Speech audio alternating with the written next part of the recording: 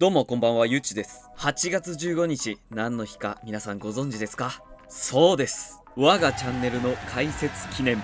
しかし何年目なのかを覚えていないのは内緒さ。記憶が間違ってなければ5年目突入。さて、このチャンネルではガンプラや美少女プラモにいかがわしいことをしていくチャンネルです。よかったらチャンネル登録よろしくな。今日作るプラモデルは女神デバイスのパラディンです。ついにこのチャンネルでも初のバスタードールシリーズの改造。じっくりスカートの仲間で舐めますようにこの手で。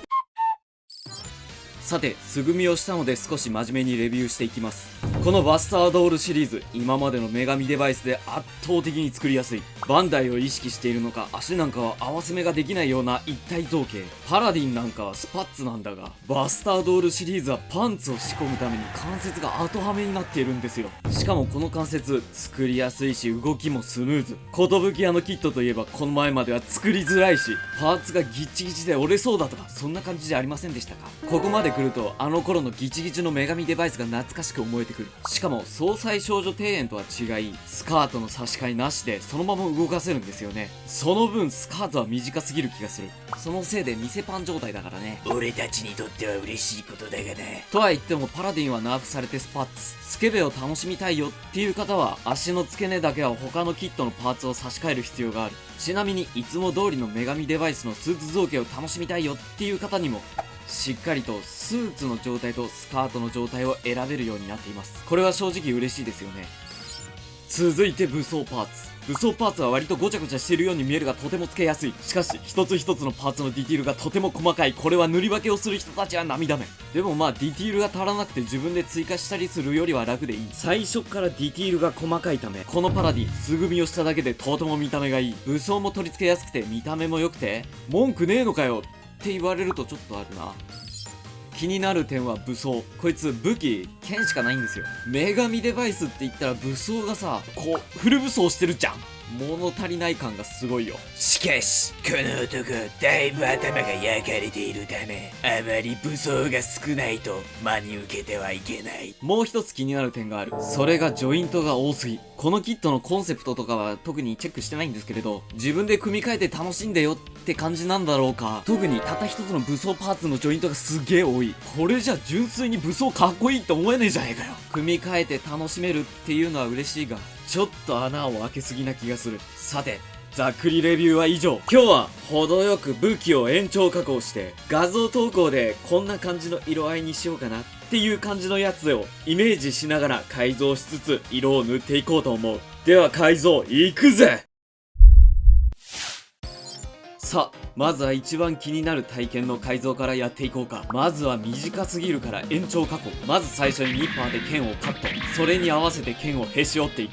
へし折り方雑じゃないって思っても大丈夫。これからパテとか盛るから。へし折ったらジョイントの穴の段差は気持ち悪いので超音波カッターで段差をカット。その後にニッパーと超音波カッターを駆使して 3mm のプラ棒がはまるように剣の根元と剣の先端に隙間を作り、だがケチケチした性格なので 3mm のプラ棒は買ってこずに、余ったランナーの枠から 3mm のプラ棒を取り出していく。そして剣に接着。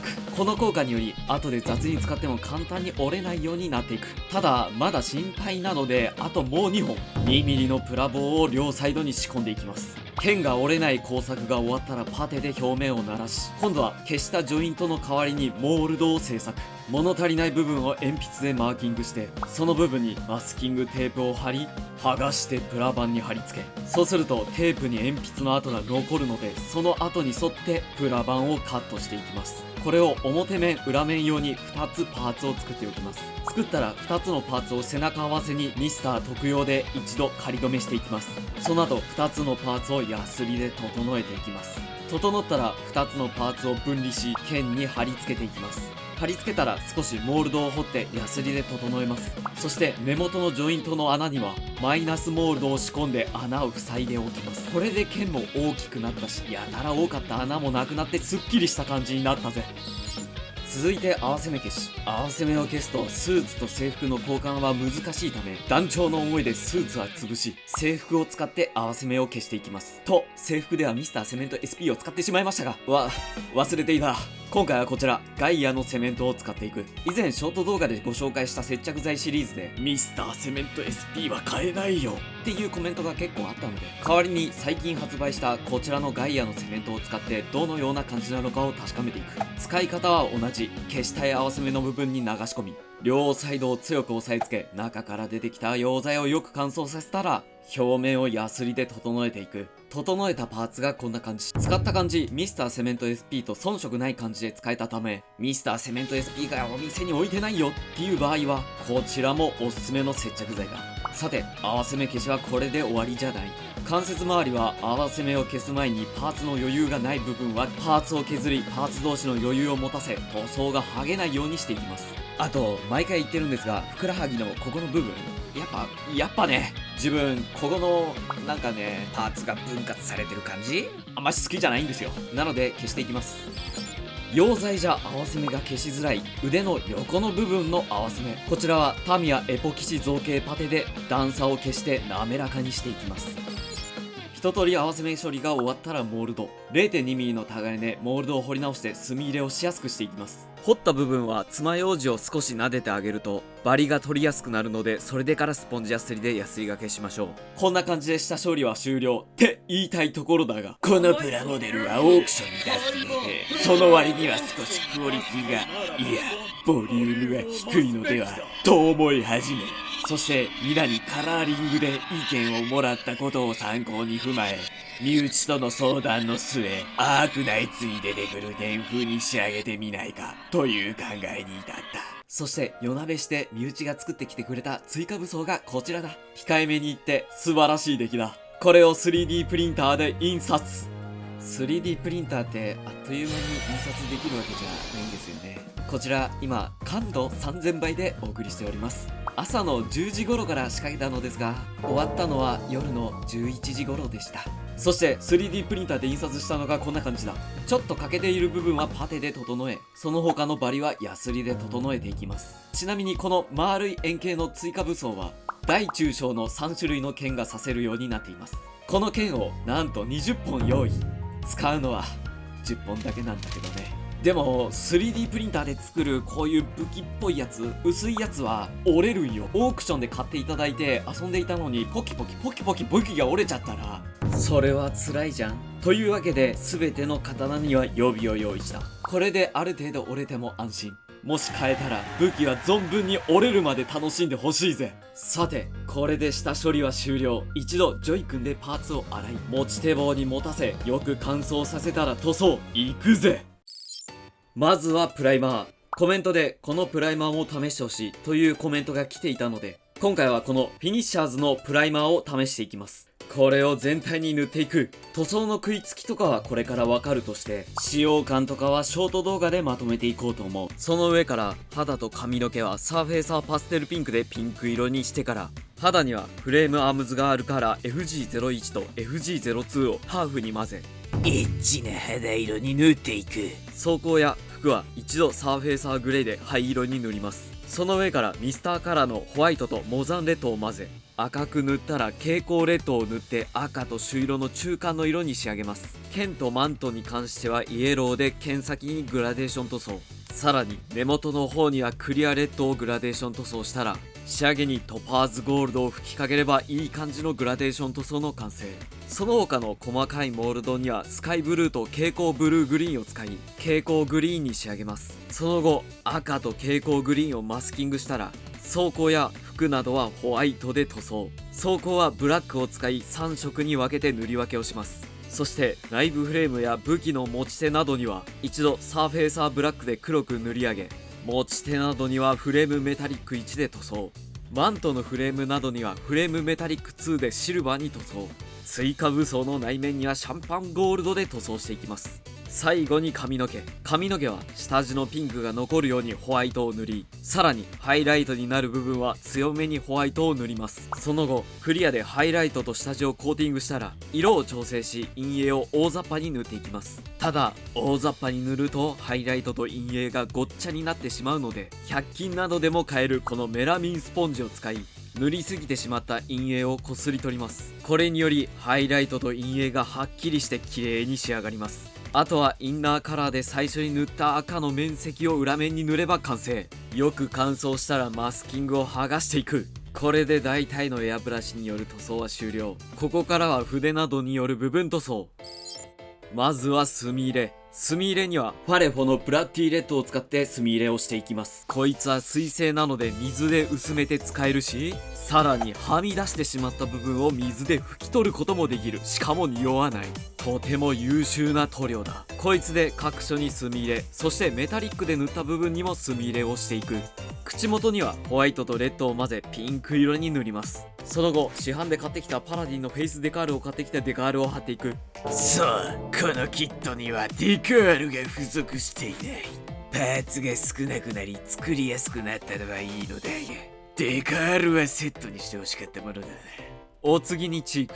チークは100均で買ってきた化粧品でチークを描いていきます。描いた顔がこんな感じ。これをやることで顔に血色が出てきてとても可愛くなります。最後にトップコート。艶消しとクリアをハーフに混ぜ全体に塗っていきます。これで全ての作業は終了。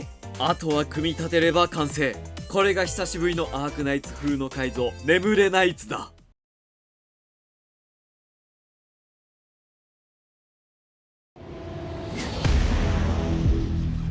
寝られないつ。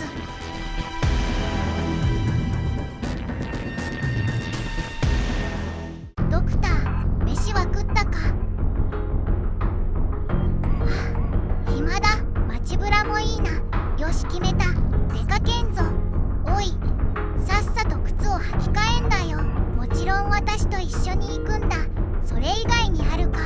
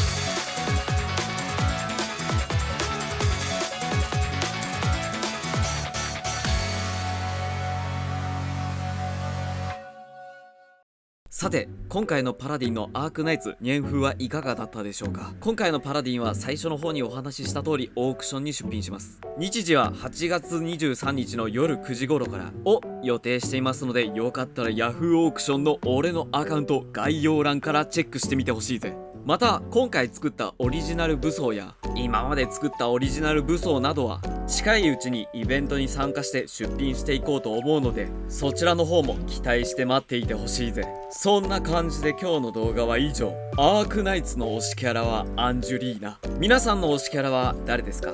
よかったらコメントしてくれよな。そしてついでにチャンネル登録とグッドボタンもよろしくな。もう一人の僕、相棒。またチャンネルとしての1年が始まったね。ここまでちゃんと続けてこられたのも見てくれている視聴者のおかげです。本当にありがとう。もう一人の僕、早速で悪いんだけれど、玄関工房さんから君宛てにご指名が来ているよ。何？ルナマリアのエッジ計画か。望むところだぜ。今年もプラモ制作が忙しくなりそうだな。また1年エッチな忍者を作りながら走り抜けていくぜ。それでは次回の動画でまた会おうぜ。またな。